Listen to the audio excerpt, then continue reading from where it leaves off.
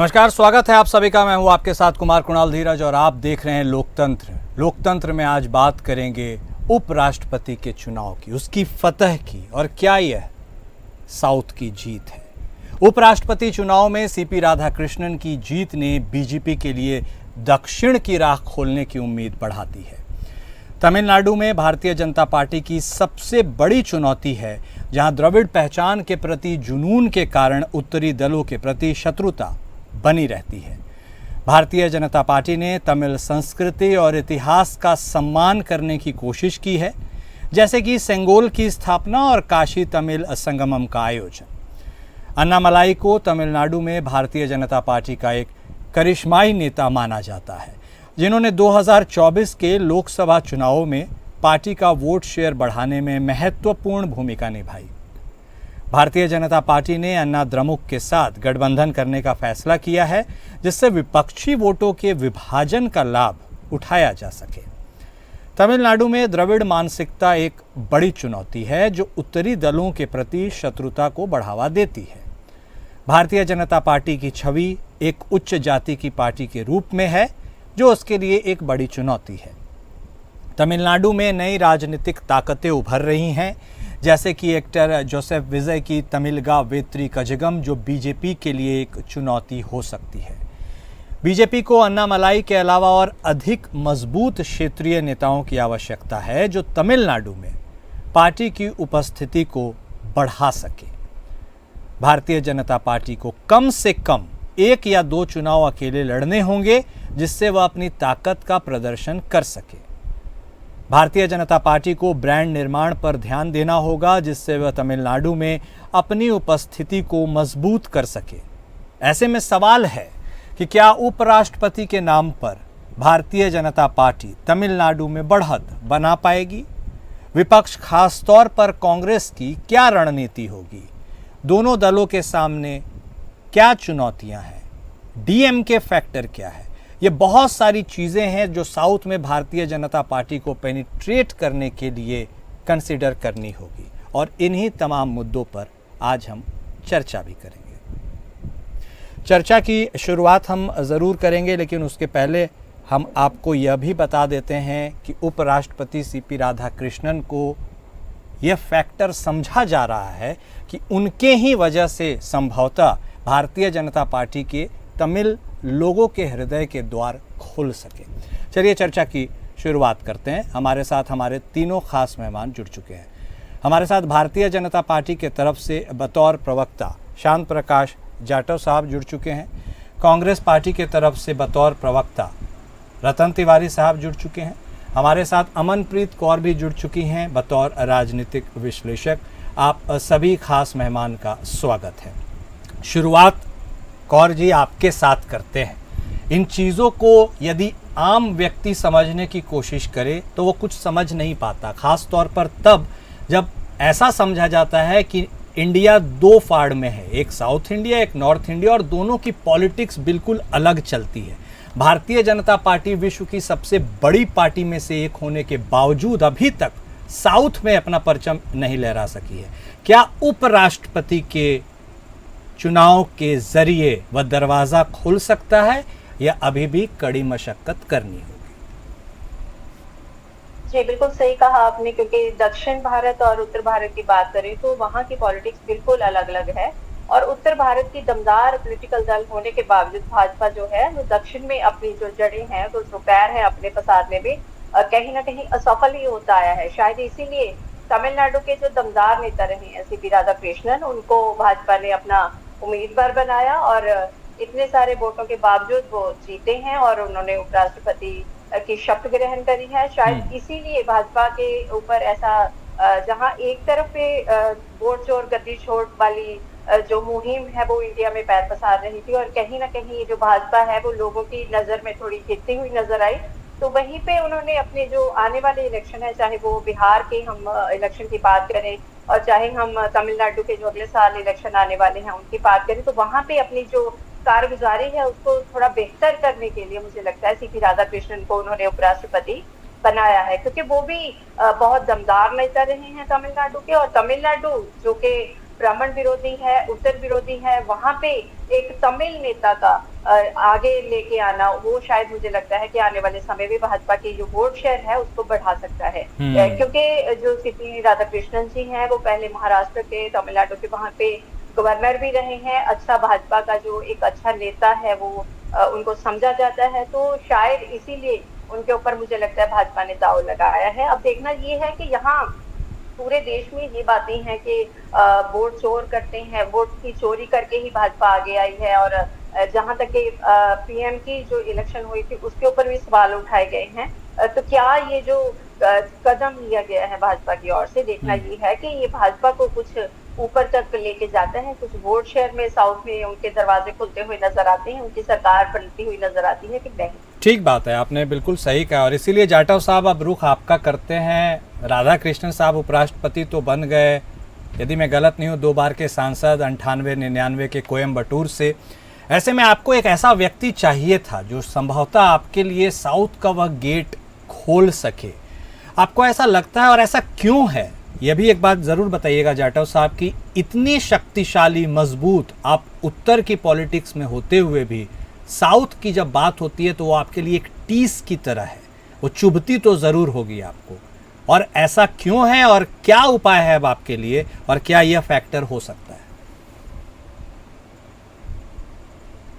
देखिए, भारतीय जनता पार्टी वर्षों से पूरे देश में अपने अस्तित्व को बनाने के लिए, बढ़ाने के लिए तमाम तरीके से प्रयास करती है, जिसमें दक्षिण भारत जो है अभी वहां पर बहुत ज्यादा काम जो है पहुंच नहीं पाया था। मगर जिस तरीके से अभी सीपी राधाकृष्णन जी को वहां से राष्ट्रपति तय किया है, मतलब जीत हमारे उपराष्ट्रपति है, तो वहाँ स्वाभाविक बात है कि वहाँ की जनता जो है भाजपा के इस कदम का डेफिनेटली स्वागत करेगी। क्योंकि मेरे क्षेत्र से अगर राष्ट्रपति उपराष्ट्रपति है तो जाहिर सी बात है कि मैं एक अपने आप को गर्व की अनुभूति करूँ, इस प्रकार का भाव जो है समाज के रूप में जाता है कि किस तरीके से और भी तमाम कोशिशें जो है भारतीय जनता पार्टी के द्वारा की गई। अगर तमिलनाडु जो है ये सही मायने में घेरे में रहा, बैप्टिस्ट के घेरे में रहा या अन्य जो क्षेत्रीय संगठनों के घेरे में रहा है, तो मैं समझता हूँ कि वहाँ आइडियोलॉजी को समझाना, उनके बीच में जाकर के जो हमने काम किए हैं, क्योंकि मोदी सरकार ने जो काम किए हैं वो देश के कोने कोने तक पहुंचे और उनके प्रतिनिधियों ने मिलकर के जैसे कि सीपी राधाकृष्णन जी को चुना है और देखो कितना लोगों में उत्साह है, क्रॉस वोटिंग भी हुई है, हमारे पक्ष में हुई है। तो इसलिए मैं समझता हूँ कि हम एक सही दिशा में जा रहे हैं। सही प्रत्याशी के रूप में हमने उपराष्ट्रपति जो है हमारे रहे और उनको जिताया, सभी ने मिलकर जिताया। ये एक अच्छा और सकारात्मक कदम है। मैं समझता हूँ दक्षिण भारत में ये जो कदम है इसके कारण से वहाँ पर हम बहुत अच्छी पोजीशन में आएंगे आने वाले वक्त में। ठीक, प्रयास है करते हैं। ठीक है तिवारी साहब, अगर ऐसा होता है, अगर भारतीय जनता पार्टी दक्षिण में अपनी पहुंच बढ़ाती है तो खतरा सीधे सीधे आपके लिए है, क्योंकि आपके ही अलाय वहाँ मजबूत हैं। आप भी कर्नाटक में सरकार में हैं, तमिलनाडु में डीएमके है। ऐसे में आपको लगता है कि इतना आसान होगा भारतीय जनता पार्टी को? और गिवन द फैक्ट कि वह कोशिश में तो है, तो यह आपके लिए भी बहुत ज़्यादा चैलेंजिंग हो जाता है कि आप अपने स्टेटस को वहाँ पर बरकरार रखें या एटलीस्ट उससे भी ऊपर जाकर अब आपको काम करना होगा। देखिए, सबसे पहले मैं भाजपा के प्रवक्ता को ये कहना चाहता हूँ, इसके पहले जो विधानसभा चुनाव हुए, जब तेलंगाना में चुनाव हुए, कर्नाटक में हुए, तो उस तमिलनाडु में हुए, तो उस समय हम लोगों ने बड़े जोर शोर से ये बताया था कि साउथ के जो दरवाजे हैं वो कांग्रेस पार्टी के लिए खुल गए हैं। और उस दरवाजे का नतीजा ये हुआ था कि तमिलनाडु में भारतीय जनता पार्टी ने बड़े ताकत के साथ कैंपेन किया था। खुद प्रधानमंत्री वहां पे दौड़ रहे थे, उसके बावजूद 234 सीट में से मात्र 4 सीट भारतीय जनता पार्टी को मिली थी और इनका गठबंधन ध्वस्त हो गया। और वही तेलंगाना में इन लोगों ने पूरी सख्ती लगा दी थी, लेकिन तेलंगाना में भी इनकी पार्टी की हैसियत क्या है आज सबके सामने है। और कर्नाटक में हमने इनको तो सत्ता से लाके सीढ़ियों से भी नीचे लाके ढकेल दिया। तो कहीं ना कहीं साउथ हमारे साथ है, साउथ मजबूत है। लेकिन ये राजनीतिक जो चाल खेल रहे हैं कि अगर किसी नेता को आप साउथ से लाकर आप उपराष्ट्रपति का चुनाव लड़वा के जितवा देते हैं, तो इसका ये मतलब नहीं है कि साउथ आपको पूरी तरीके से वोट देगा। क्योंकि आपको भी पता है कुणाल जी कि आपके पास वोट थे, आपके पास संख्या बल था, उस संख्या बल के आधार पे आप किसे भी बना सकते थे। लेकिन हमने भी तो साउथ को नहीं छोड़ा ना, हमने भी तो साउथ के किसी एक कैंडिडेट को उपराष्ट्रपति पद का उम्मीदवार बनाया। तो कहीं ना कहीं साउथ को ये समझ में आ रहा है कि कांग्रेस पार्टी साउथ को भी अपने गले से लगा के चल रही है, और साउथ कांग्रेस पार्टी के साथ तब भी था, आज भी है। हमने अपना लीडरशिप खोया है, हमने अपने नेताओं को खोया है इस देश के लिए। तो ये पूरे साउथ को भी पता है और नॉर्थ को भी पता है और सभी को पता है कि आने वाले समय में कांग्रेस पार्टी अब देश को चला सकती है। क्योंकि हालात जो बिगड़ रहे हैं, आपने देखा कि श्रीलंका में हालात बिगड़े, बांग्लादेश में बिगड़े, नेपाल के हालात आप देख रहे हैं। तो अब जो है वोट चोरों को अब सावधानी बरतनी चाहिए। अब देश में काम की बात होगी, विकास की बात होगी। धर्म की बात अगर कोई करेगा, देश को बरगलाएगा, देश को बहकाएगा, तो देश अब जवाब देगा। ठीक है अमनप्रीत जी, हालिया दिनों में यदि आप पॉलिटिक्स को देख रही हैं तो नैरेटिव से पॉलिटिक्स बहुत ज़्यादा ड्राइव हो रहा है, और इसमें अपना एक इम्पॉर्टेंट फैक्टर ऑप्टिक्स का भी होता है। आपको लगता है ये सारी चीज़ें करके, जिस ओर तिवारी साहब भी इशारा कर रहे थे, ऐसा कर देने से बहुत ज़्यादा फर्क पड़ेगा नहीं? क्या जनता ये सब चीज़ समझ पा रही है, देख पा रही है, या फिर एक जो नेचुरल लगाव होता है अपने क्षेत्र के लोग, वो वाला फैक्टर बैठ सकता है? आप इस पूरी कहानी को अनफोल्ड होते हुए कैसे देख रही हैं? रिजल्ट लाएगा नहीं लाएगा? देखिए, तमिलनाडु के या साउथ के लोगों की बात करें तो उन्हें इम्प्रेस करने के लिए आपने देखा होगा कि नई वाली संसद में संघोल की जो है स्थापना करी गई। उसके बाद गंगई कोंडा में भी प्रार्थना सभा करी गई और वहां पे शिव मंदिर का जो है स्थापना करवाई गई पीएम के द्वारा। तो वहां के लोगों को इम्प्रेस करने के लिए कोशिशें तो भाजपा हमेशा ही करता है। और जहां नैरेटिव की आपने बात करी, तो नैरेटिव सेट करने में मुझे लगता है आज तक सबसे ज्यादा सफल भी मैं कहूंगी कि भाजपा ही रही है। हमेशा हर इलेक्शन, चाहे वो लोकसभा का हो चाहे वो विधानसभा का हो, उससे पहले एक ऐसा नैरेटिव सेट कर दिया जाता है कि लोग इतने अवेयर होने के बावजूद, इतने एजुकेटेड होने के बावजूद भी इनकी बातों में आ जाते हैं और उसी नैरेटिव पे वो जीत हासिल कर लेते हैं। ये बहुत सारे स्टेट्स की जब मैं बात करती हूँ तो उनकी अगर इलेक्शन की बात करें, विधानसभा रिजल्ट की बात करें और लोगों का जो नजरिया था उसको अगर आप देख के बात करें, तो आप समझ पाओगे कि जब इलेक्शन से पहले रैलीज होती हैं या फिर लोगों से पूछे जाते हैं कि कौन सा जो आपको लगता है कि कौन सी पार्टी सरकार बना लेगी, तो लोगों का जो नजरिया है वो अलग होता है, जो रिजल्ट आता है वो बिल्कुल ही उसके अलग आता है। तो मुझे लगता है कि सक्षम भी है भाजपा और सफल भी है अपना नैरेटिव सेट करने में। और बिल्कुल, क्योंकि उनका मेन जो मोटिव होता है वो इलेक्शन जीतना होता है, तो उसके लिए उनको नैरेटिव का जो सहारा है वो लेना ही पड़ता है। हालांकि दूसरी पार्टियां भी उनके देखा देखी अपने नैरेटिव सेट करने की कोशिश करती हैं, पर जितनी जो ड्राइव अच्छे से चलाती है भाजपा, मुझे लगता है कि उसके मुकाबले तक बाकी जो पार्टीज हैं वो बहुत पीछे रह जाती हैं।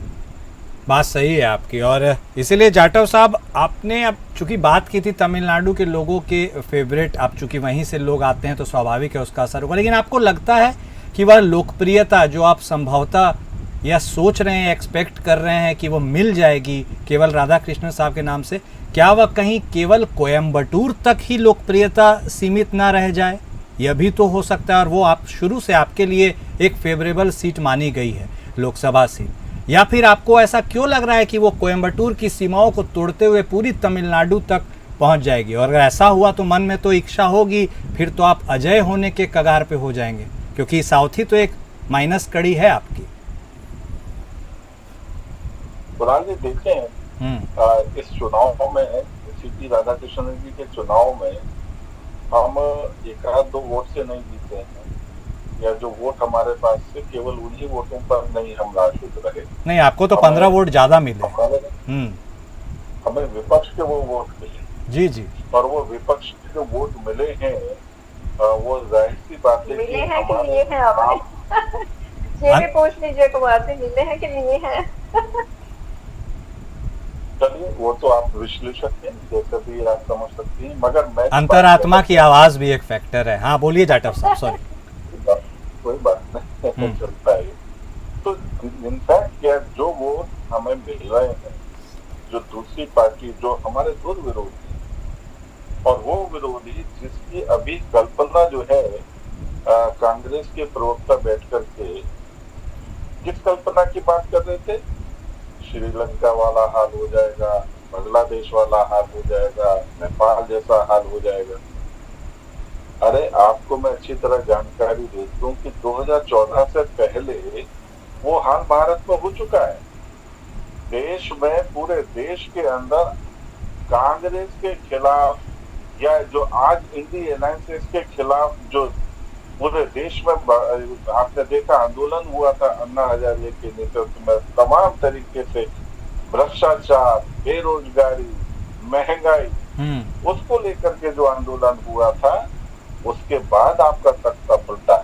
हमारे यहाँ पर तख्ता पलटने की परंपरा जो है वो लोकतांत्रिक तरीके से है, और वो काम हो चुका है। आज आप वो वाली जो स्थिति है वो पैदा करने के लिए या तो सरकार को आपकी तरह भ्रष्ट होना होगा। आज हम उन भ्रष्टाचारियों को बंद कर रहे हैं, तो वो भ्रष्टाचारी उस प्रकार का आंदोलन करें और झूठे नैरेटिव करके, तो वो स्थिति दोबारा नहीं आने की। इसलिए एक मुगालता जो पाल रहे हैं ना इंडियन अलायंस के हमारे साथी, कि यहाँ पर भी उन्हीं देशों की तरह स्थिति पैदा होगी, वो उस समय से निकल करके आज भारत जो है वो नई दिशा में चल रहा है। इसलिए जिन लोगों को हमने आंदोलन करके हटाया, आज वो हमारे आंदोलन के कारण से हाशिए पर बैठे हुए हैं, अपनी स्थिति को किसी तरीके से बचा रहे हैं। इनफैक्ट क्या है, देश प्रगति कर रहा है, मोदी जी के नेतृत्व में जो काम हो रहा है देश में, उसके कारण से हमें वोट मिल रहा है। अमन प्रीत जी ने कहा, हाँ बिल्कुल, हमने वो वोट जो है अपने काम के आधार पर लिया, दूसरे जनप्रतिनिधियों ने हमें वोट दिया है, यही हमारे काम की जीत है। ठीक है, इसी तरीके से तो हम वोट जाटा साहब, लेकिन पोस्ट इलेक्शन रिसर्च भी तो आप करते होंगे। आपने एक मैसिव कैंपेन किया था सर तमिलनाडु के चुनावों के समय में, खासकर लोकसभा के चुनाव के भी समय में। क्यों ऐसा होता है कि आप इतना एफर्ट लगाने के बावजूद भी वहां पर एक्सेप्टेंस नहीं है? वहां के गवर्नर को लेकर के भी देखिए खबरें रोज आती रहती हैं, स्टूडेंट्स उनसे अवार्ड नहीं ले रहे हैं, ये सारी चीजें भी तो लोग देख रहे हैं। क्या वो कारण है जिसके चलते इतना प्रामाणिक होने के बावजूद भी आप वहां पर अपने आप को स्टैब्लिश नहीं कर पा रहे? प्रयासरत है, सब चीजें ठीक होंगी। हाँ। ऐसा नहीं है कि एक दिन में बदल जाएगा। हाँ। कश्मीर बदल सकता है तो तमिलनाडु क्यों नहीं बदलेगा? हाँ। हर हालत में बदलेगा। हाँ। क्योंकि शरारत तो लेनिनग्राड का गेट कहा जाता है ये जो दक्षिण भारत को। हाँ। और सबसे ज्यादा कम्युनिस्ट कल्चर जो है, सारी फिलोसफी जो है वो वहीं से स्टैब्लिश हुई है।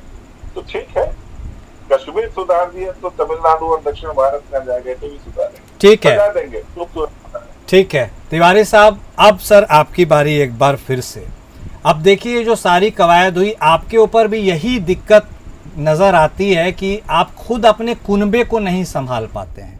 कुछ लोग आपके यहाँ से ही इधर से उधर वोट करते हैं और फिर मौका भी तो आप ही देते हैं भारतीय जनता पार्टी को।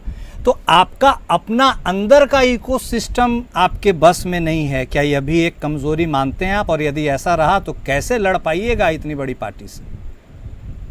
देखिए, महाराष्ट्र में जब विधान परिषद का चुनाव हो रहा था, राज्यसभा का चुनाव हो रहा था, तो वहां पे भी क्रॉस वोटिंग हुई थी। और ये आपको भी पता है, हमें भी पता है कि क्रॉस वोटिंग होती है और उसे कोई रोक नहीं सकता। ठीक है, हमारे यहाँ से कौन कौन लोगों ने क्रॉस वोटिंग किया है, हमारे गठबंधन के दल से कौन कौन क्रॉस वोटिंग किया है, हम लगातार उन्हें चिन्हित करने की कोशिश कर रहे हैं, समझ रहे, और पार्टी आने वाले समय में उस पर ध्यान देगी। लेकिन ये कर रहे थे कि हमने कश्मीर को सुधार दिया, कश्मीर को सुधारने निकले थे, इसलिए कश्मीर ने इन्हें सत्ता से बेदखल कर दिया।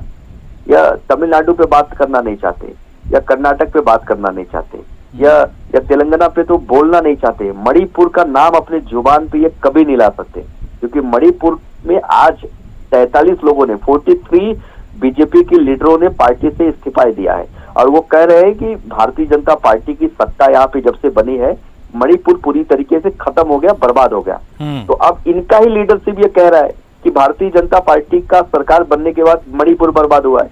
तो कहीं ना कहीं देश अब ऊब चुका है, देश समझ चुका है। और मैं आपको बड़ी बात कहने जा रहा हूं कि जिस दिन प्रधानमंत्री अपना जन्मदिन मनाने वाले होंगे उसी दिन राहुल गांधी हाइड्रोजन बम का विस्फोट करेंगे और पूरा देश जो है उस हाइड्रोजन बम की धुआं को देखेगा, क्योंकि वो जब बताएंगे कि कहाँ वोट चोरी हुई, कहाँ वोट चोरी करके देश का प्रधानमंत्री पीछे के दरवाजे से प्रधानमंत्री की कुर्सी तक पहुंचा, बहुत सारी बातें हैं जो खुलेंगी और वो खुलेंगी तो भारतीय जनता पार्टी के लोगों को जनता दौड़ाएगी। लेकिन तिवारी साहब ऑलरेडी लोग ये बोल रहे हैं इतने सारे बम तो फोड़ चुके हैं, तो कहाँ कुछ हुआ? अभी देखिए ना, अभी तो हमने एक छोटा सा बम फोड़ा था। तो भारतीय जनता पार्टी चुनाव आयोग का प्रवक्ता बन के फिरते घूम रहे थे। तो अभी जो विस्फोट होने वाला है उस विस्फोट के बाद मैं बड़े दावे के साथ आपके चैनल पे कह रहा हूँ, रिकॉर्ड कर लीजिए, जनता इन्हें दौड़ाएगी। आज बिहार में दौड़ा रहे हैं, उत्तर प्रदेश में दौड़ा रहे हैं, मंत्रियों को दौड़ा के मारे जा रहा है। मंगल पांडे बिहार के कैबिनेट मंत्री हैं, जनता ने उन्हें दौड़ा के पीट दिया। तो अभी जब ये विस्फोट होगा तो मैं हमारे भाजपा के प्रवक्ता को भी नसीहत दे रहा हूँ कि आप थोड़ा सा अपनी सुरक्षा बढ़वा लीजिएगा, क्योंकि उस बार जनता दौड़ा के मारेगी। क्योंकि आप लोग लगातार इस देश को ठगने का काम कर रहे हैं। महिला सुरक्षित नहीं है, युवा बेरोजगार घूम रहे हैं। आप लोगों ने सपने दिखाए थे, बड़े बड़े सपने दिखाए थे, लेकिन एक भी सपनों को पूरा नहीं किया जाएगा। मैं तो इनसे पूछता हूँ कुणाल जी आपके माध्यम से कि मध्य प्रदेश हो या राजस्थान हो, इन लोगों ने 450 रुपए का गैस सिलेंडर का बड़े बड़े बैनर लगवाए थे कि नहीं लगवाए थे? लगवाए थे। लेकिन उनको पूछिए कि दे रहे हैं कि नहीं दे रहे हैं 450 में। ठीक है, इन्होंने जो बोला है उसको वो पूरी तरीके से झूठ बोला है। तो जनता भी तो ये सब चीज देख रही होगी ना। वक्त आने पे असली तो किंग मेकर जनता ही होती है। अब देखिए, अगर फिर से ताज पहनाया जाता है तो इसका मतलब सब गलतियां माफ है।